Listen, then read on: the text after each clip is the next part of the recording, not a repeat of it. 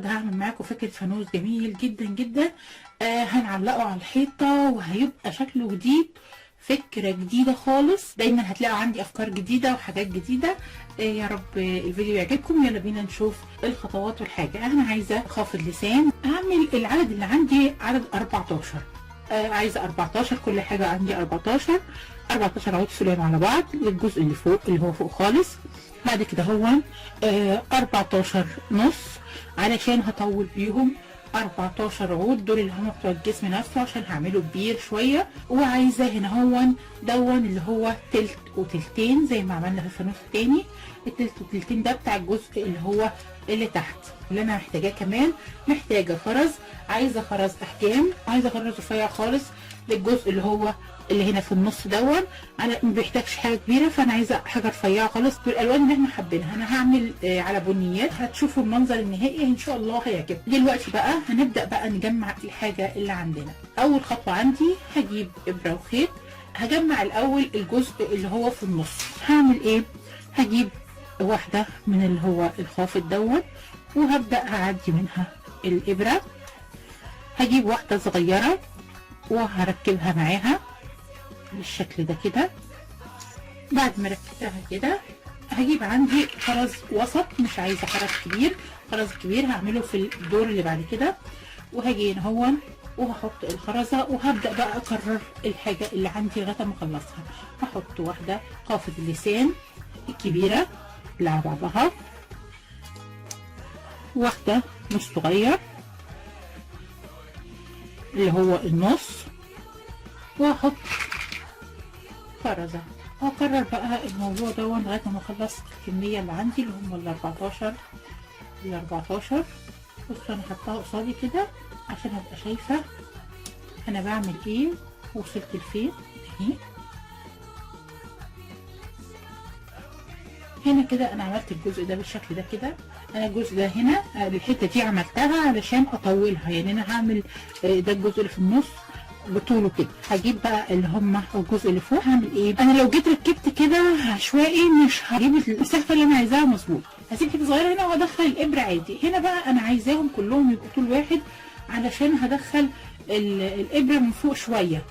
فهاخد مقاس وهبدا هعلم، اجيب اتنين فوق بعض واعلم كده، وهشيل دي وهجيب واحده تانيه هحطها وابدا اعلم كله على المقاس اللي انا عملته ده عشان يبقى باين واضح عندي، عشان هعمل عليه كل الحاجة. هعدلها واعلم عليها علشان هو ده المقاس اللي انا عايزاه. دي اهم نقطة عشان تبقى شكلها حلو وتبقى مظبوطة معانا. هي انا عملتهم كلهم انا بنفس الطريقة كده. اللي انا هعمله دلوقتي ان انا هجيب بقى خرزة كبيرة زي ما احنا شايفين، اعرض من دي، يعني القطر بتاعها اكبر من الموجودة اللي انا حطاها دي. هعمل ايه بقى؟ هعمل نفس الحركه اللي انا عملتها بس فوق هنا. انا جيت هنا بعد ما خلصت هاجي هنا هون بقى هقعد ورا خالص. انا دي مش هلمها على بعض، انا دي عايزاها زي ما هي كده، وهقعد هنا كده. وهنعرف ليه انا مش هقفلها فانوس للاخر، هنشوف بعد كده في الاخر هيبقى المنظر بتاعها ايه. انا بس هربطها كده. دلوقتي هجيب الابره والخيط اللي عندي وهعمل بقى ايه. هجيب الحاجه اللي احنا قسمتها وخدت المقاس بتاعها. هاجي هنا هو هدخل الابره في الجزء اللي هو الصغير اللي هم النص دوت، هدخله في الجزء اللي انا علمته بالابره. تمام. بعد كده اركب الخرزه وهبدا بقى هعمل الحركه دي على طول. هعمل في الصغيره الاول وبعد كده هركب الكبيره من الناحيه اللي انا سايبه فيها حته كبيره شويه وهركبها، وهعمل كده كله للاخر. هعملها كلها بنفس الطريقه وارجع لكم بقى نشوف الخطوه اللي بعد كده هتبقى ايه. هاجي هنا وهجيب خرزه صغيره، اي خرز بقى رفيع، بس انا عندي الورده دي هشتغل بيها. وهجيب الورده هحطها هنا. اول حاجه هعملها هدخل الابره من على الحرف من هنا كده، وهبدا بقى احط الورده اللي عندي دي. هي لو خرزه مفيش مشكله خالص، بس انا هحط الورده دي كده. هحاول ان انا اظبط المسافه بالظبط عشان تبقى كلها واحده، ما يبقاش المنظر شكله مش حلو. وانا بشتغل هنبص هتلاقيها هتبدا تتعوج معايا كده. هو ده اللي انا عايزاه، هو ده اللي هيعمل لي المنظر بتاع الفانوس اللي عندي. هركبها بقى كلها واحده كده وواحده كده زي ما احنا شايفين كده.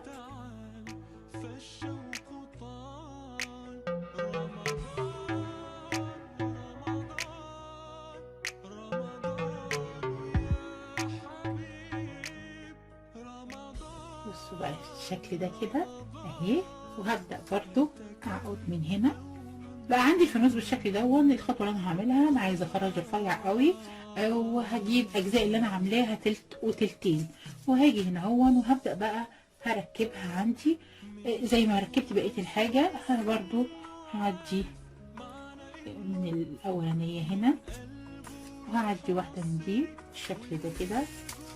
بعد ما اعديهم هاخد بس خرزايه خفيفه من دول، وهجيب اللي بعديها نفس الطريقه. برضو موضوع سهل خالص، بس هو ايه، عايز ترتيب الحاجه عشان الحاجه ما تلخبطش مني. وهركبها وهركب خرزه، وهبدا بقى اعمل كله بنفس الطريقه كده. هكملها كلها ونرجع نشوف الخطوه اللي بعد كده. بعد ما خلصتها بقت بالشكل ده، هعمل برضو نفس الحكايه. هاجي هنا وهعرض الخيط برضو كويس جدا. الحاجه اللي عندي بقت بالشكل دون. هاجي هنا هون وهعمل، هبدا احط الخرز اللي هو في الدور التاني، بس هحطه في النص تقريبا، يعني هحاول ان انا اوصل. وهركب ايه زي ما احنا شايفين كده الخرزه، وهبدا ان انا هعملهم بقى كلهم بنفس الطريقه. هنرجع نشوف الخطوه اللي بعد كده ايه. الفانوس بقى عندي بالشكل ده زي ما احنا شايفينه كده. ممكن خلاص كده نسيبه على كده. انا حابه ان انا هنا ازود خرز. احنا ممكن نحط زي الخرزه الكبيره نحطها هنا. هاجي هنا اجيب في عندي ورد كده. هجيب الورد ده. انا كل الموضوع عشان اجيب المسافة اللي هنا تبقى مظبوطة. وبعد كده هما احبكهم كلهم مع بعض بنفس الطريقة. كده الفانوس بقى بالشكل ده. اللي انا هعمله بقى ان انا هبدأ، عشان هو طري زي ما بيتحرك زي ما احنا شايفين، هعمل ايه بقى؟ هبدأ هثبته من ورا. انا جيت هنا هون في الجزء ده وخيطت هنا هون دول معاهم، بس انا خيطتهم بس عايز اثبتهم بالشمع علشان يمسكوا كويس. احط شمع هنا كده وابدا اثبت عندي الحاجه دي كده. اثبت من الناحيه الثانيه كمان. طبعا احنا كنا عاملين مع بعض اللي هو الصغير ده في الفيديو اللي فات. طبعا كريمه سالتني قالت لي عايزه اعمله على كبير في البلكونه، اعلقه في البلكونه. فهنعمل المقاسات اللي انا عاملاها دي، بس هنضاعف العدد بتاع خافض اللسان. يعني انا عامله كل حاجه 14، هنعمل كل حاجه 28.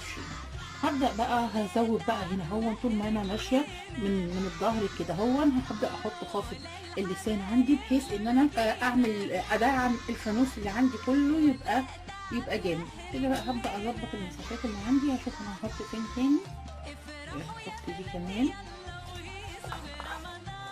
هحطها هنا كده قبل ما تنشف دي. هجيب عودين من هما الخافض، وهبدأ احطهم هنا كده، اظبطهم والزقهم عشان دي بقى. دول بقى هيمسكوا كل الحاجه اللي عندي دي، اظبطهم كويس. وابدا بقى ايه، اضغط عليها بالشكل ده كده. طبعا كل حاجه من دول بحطها بتمسك لي الفانوس اكتر. طبعا بقى عندي الفانوس بالشكل ده زي ما احنا شايفينه كده. طبعا هعلق من هنا من الجزء ده. احنا كده ممكن نكتفي بشكله كده وهيتعلق ومفيش اي مشكله، بس انا حابه اعمل فيه اضاءه.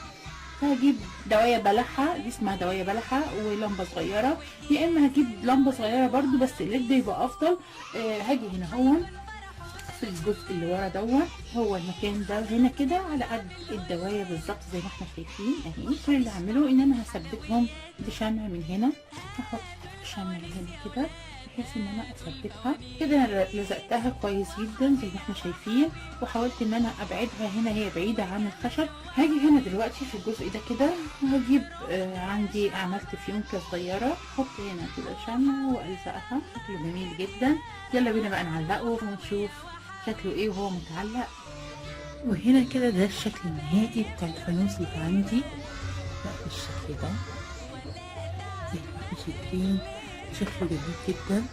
طبعا ده شكله هو منور حلو قوي. الفكره الجميله الجديده دي، وتقولوا لي ايه رايكم. طبعا زي ما قلت لكم في الاول فكره حصري وجديده خالص، اول مره يتعمل فانوس انه يتعلق على الحيطه، شكله يبقى جميل جدا. يا رب يكون الفيديو عجبكم ويكون دايما عند حسن ظنكم، واستنوني مع افكار تانية جديده كتير. يا رب يكون الفيديو عجبكم واشوفكم في فيديو جديد. سلام. ايوه ماما جميلة، انت حلوة، انت جميلة وشاطرة. وانت جميل يا حبيبي والله، وانت كمان جميل يا حبيبي. وانت بتعمل حاجات جميلة. انت اللي جميل يا قلبي.